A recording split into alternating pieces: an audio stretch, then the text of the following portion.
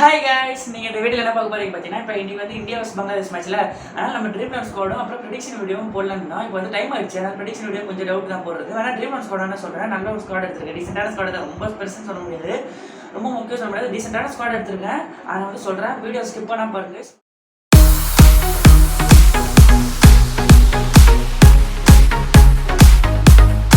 வீடியோவில் போகலாம்.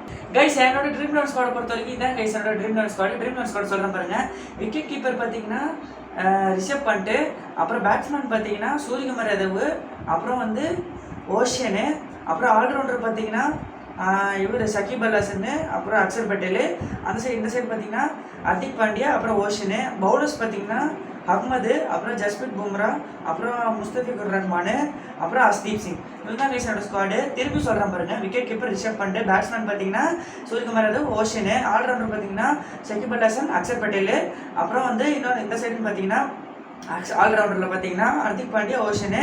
பவுலர்ஸ் பார்த்தீங்கன்னா 4 பேர். அதில் வந்து அஹ்மது அந்த சைடு, நம்ம சைடு பார்த்தீங்கன்னா பும்ரா, ஜஸ்பிரித் பும்ரா.